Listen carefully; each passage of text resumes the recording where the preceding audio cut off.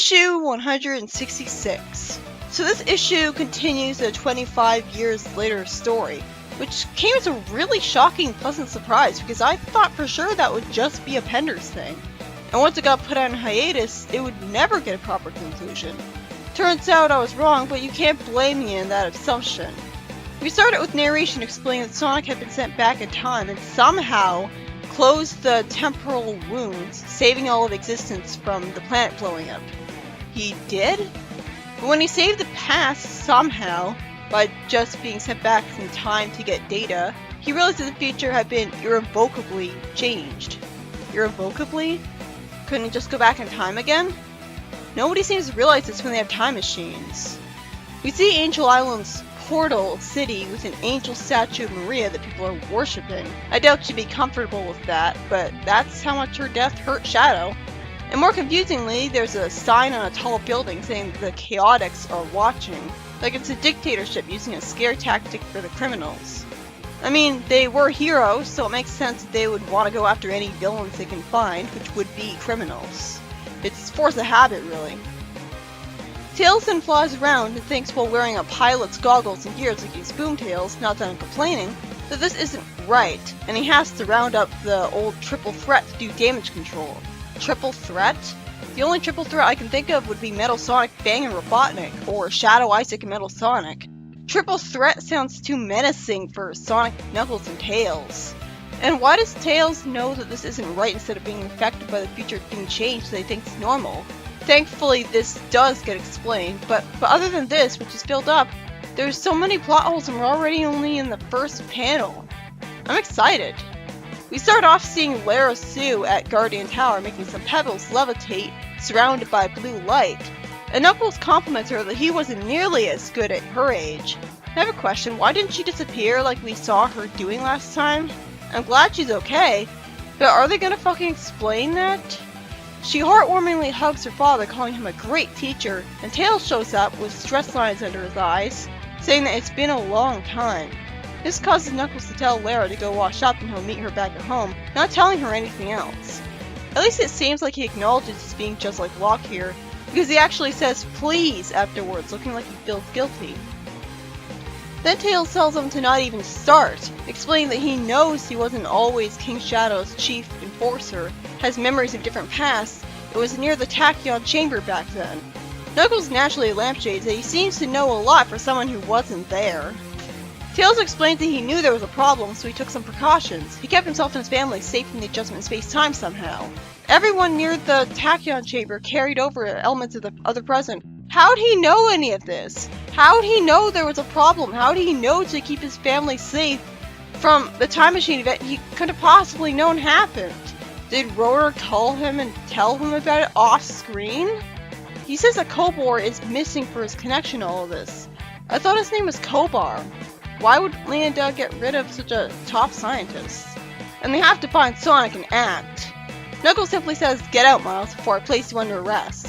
Good to see his morality hasn't fallen. He's even cold enough to not call him his affectionate nickname of Tails. I mean, Knuckles was always a neutral character, only fighting Robotnik for Angel Island's sake. I guess that's what they're going with? Lara reveals to Tails that she had learned to listen in and knew about the conversation. She then explains that she doesn't know what happened then, implying that, unfortunately, even she doesn't know what the banishing thing was about. Why was it just her? In the catacombs beneath the Castle Mobius, Shadow says that lesser Mobians, who had cracked by now to Rotor, implying that he respects him because he doesn't think he's lesser, and yet doesn't respect him enough to not to torture and interrogate him. So what exactly are they interrogating Rotor for again? He thanks Leonida for turning him in, saying that she's proven herself once again as she smirks. Shadow was a villain in SA2, so I don't entirely mind seeing him as one here. It makes sense, but it's still kind of weird that he become a king and stuff. Leonida says to thank Kobor because he designed it for her when she caught him and Rotor conspiring in the other timeline. They weren't conspiring though, they were conspiring to save the world. That's not conspiring at all. What's it anyways? What did Kobor design? Also, Shadow knows about the other timeline? But he wasn't there! He wasn't anywhere near the time machine. It's like he only knows because he's one of the main characters. He says that he had been nice enough to thank Kobor 47 times about the head and shoulders. And then he says it was a true pleasure as Linda giggles. What does that even mean? Shadow then says he cannot lose his world because he's done too much good for it to be stopped now. See, this is good writing. He's a well-intentioned extremist who naturally believes that he's a good ruler and should keep running the world. That I can easily buy. A Dark Legion goon says that the Dark Eyes, which I can only assume are spies for her, have thought that she'd like to see this, and hands her a device showing her a screen showing that Lara Tsu is running around with the wrong crowd. Shadow tells her to contact his legitimate chief enforcer to handle this, as if there's an illegitimate one.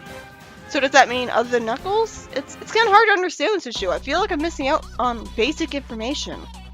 Surprisingly, Tails finds Sonic and feels really sorry for him, putting his arm around him as Sonic fakes a smile in the street alley, looking like a broken man.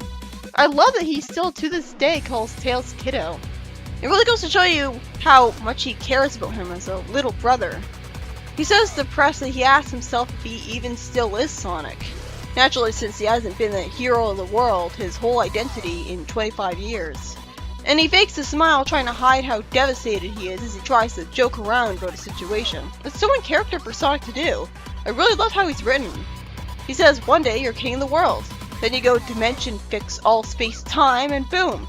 You're on the street without anything but the sneakers on your feet. Was that all really all of space-time though? I thought it was just constrained to his dimension. It's really interesting to see Sonic so broken like this. Like he can actually feel and stuff, being more real than just a deliverer of one-liners.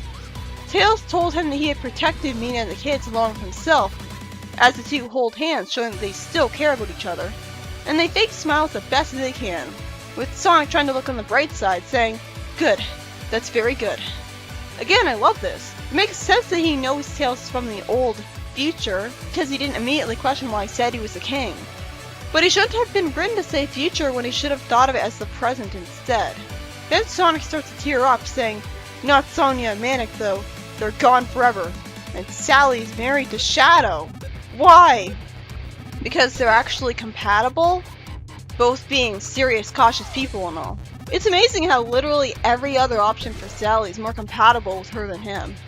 Still, this is a pretty heart-wrenching scene as Tails hugs him protectively with tears in his eyes, and Sonic is upset enough to only partially hug back, and Lara's horrified at the prospect.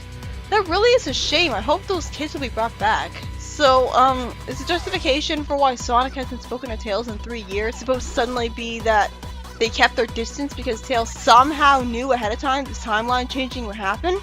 No, because they're acting like these years of neglect never happened and Tails still loves Sonic just as much. Shouldn't they address that? It's weird that Sonic says, "Sweet Maria, have mercy." You'd think he'd rebelliously refuse to use that kind of phrase. And again, Maria, help me. Why would he bind to saying that? Tails shows pragmatism, saying with his arms around him that they can't risk turning back time again, because you never know what might happen the next time.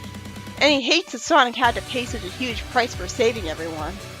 Sonic then reveals what a hero he really is, saying that he'd do it all again. Finally, it's kind of addressed a little the years of neglect, as Sonic puts his hands on his arms as Tails puts his hands on his and says desperately, "At least I can fix us. I'm sorry I let things get so bad between. Unfortunately, I don't get to hear what he meant by that and how it could have possibly gotten so bad." As Tails effortlessly forgives him, heartwarmingly saying, "You just had to ask." He hugs Tails, thanking him as Lara smiles with her arms crossed at that. Sonic suddenly goes back to his super optimistic self all of a sudden, as Lara says that all they have to do is break into Castle Mobius, beat King Shadow, and get Queen Sally to marry Sonic. And somehow, literally all of them are completely positive that this plan will work. Even though one, Shadow's way more powerful than Sonic, remember he destroyed an entire army of Neo Metal Sonics just by raising a hand. And two, Sally wouldn't just up and marry Sonic so easily if she married Shadow. Unless she never fell out of love with him and married Shadow to have a husband while she thought Sonic was dead. That makes sense. The story ends with Knuckles telling them that they're all under arrest for treason, even his own daughter. In the next story, we start out with someone telling a dazed Knuckles that he won't ruin his life this time. And then we cut to yesterday in Station Square City. Why not just call it Station Square? It's needlessly long. We see a human kid advertising in a newspaper about the Casinopolis grand opening tomorrow. So is Mobius so behind on the times that kids still sell newspapers on the streets like it's the 20s? They don't have the internet, I guess. Rouge learns from the paper that Renfield is back, as in the mouse guy that betrayed the heroes in the Knuckles Chaotix special. Rouge says it's probably more than just free chips to the first 100 Endure. Knuckles says to the President and Rouge over transmission that with Eggman in control of Angel Island, he probably set Renfield free from jail just out of spite. So did Renfield get thrown in jail off screen? I mean, he wasn't in it the last time we saw him. Sally says that the Chaotix somehow have the greatest connection to the case, so she's leaving it up to their team. Then she has a bitch moment where she says that she'd send Bunny instead of the much more capable Sonic to bail them out, purely to spite Sonic. Also, she's drawn really weird here. Our Chucker tells the Dingo that he has his slot machines. The Dingo complains that it's about time and it wasn't like this when Stryker was in charge. And he tells him to open the back driveway for the new machines. Someone asked what took them so long because they opened it a few hours, and he's told to take it up with General Cage and's not here to unload. Renfield says that he can bet that with this, he can pay for his early parole, and says that he couldn't be faulted for the poor saps going out with a smile, before smirking saying that he always puts on a good show. This guy really is insane. It's lampshaded that Rouge isn't normally part of the Chaotix, and Rouge lies that she's just proving she's gone legit, and tries to get Knuckles to stick up for her, causing Julie to get really mad at her, and Knuckles has to be the mediator to break the fight up.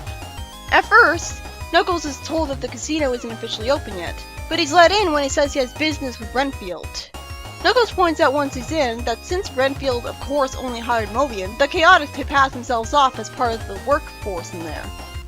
Mighty wonders that if it's like last time, they'd have to look into anything unusual where food is sold, to avoid another food poisoning incident. Knuckles compliments Mighty on that insight and orders everyone to split up and check in every few minutes. Did I mention that I love Knuckles as the leader? I'll say it again. Then Knuckles makes some progress through some automatically closing doors and wonders if he can get some answers out of the foreman. When the foreman says to contact Eggman, Knuckles immediately gets angry and starts a fight. After Mighty stupidly eats a chili dog without having any way of knowing if it's not poisoned, proving that he doesn't learn his lesson, Julie reasons that Renfield wouldn't try the same thing twice, and that because Knuckles is late checking in, they'll have to drop the gentle approach. Knuckles realizes from hearing a clang sound, punching the foreman, and seeing metal below the skin, that he's one of Eggman's auto-automations. He could just say robot. Unfortunately, he gets hit with a fist launched at him and is knocked out, causing the foreman to call Renfield, saying that he will prepare him for him.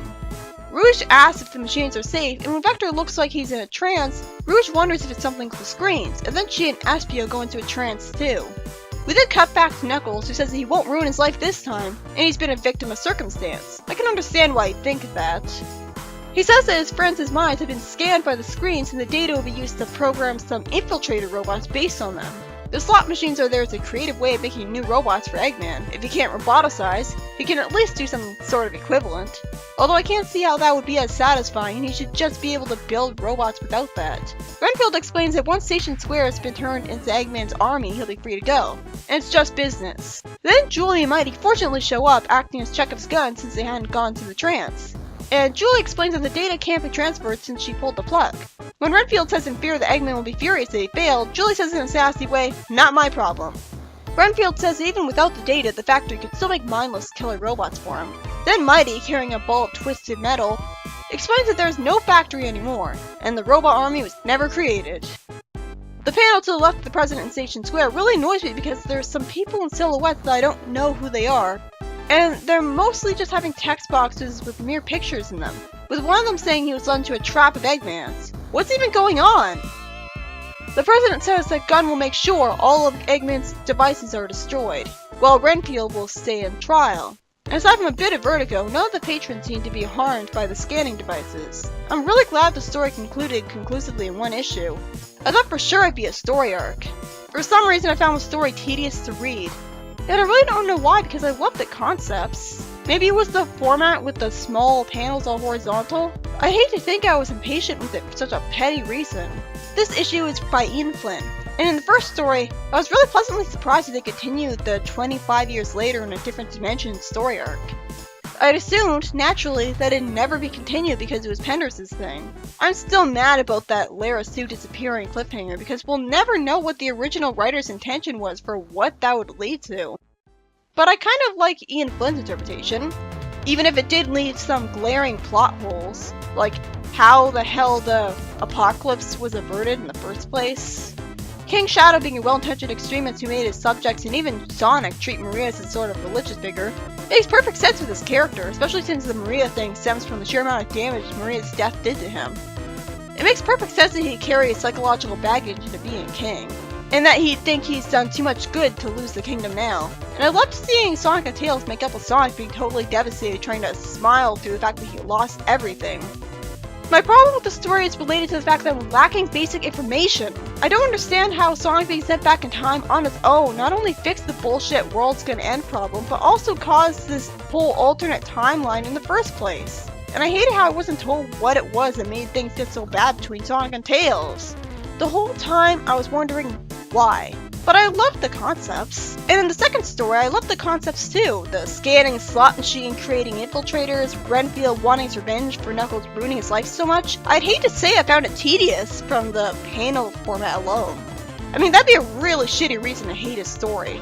Maybe it's also because I was tired and fatigued when writing the review. But for what it's worth, I'd say it's a great story. Great concepts, no big plot holes or anything. It was okay.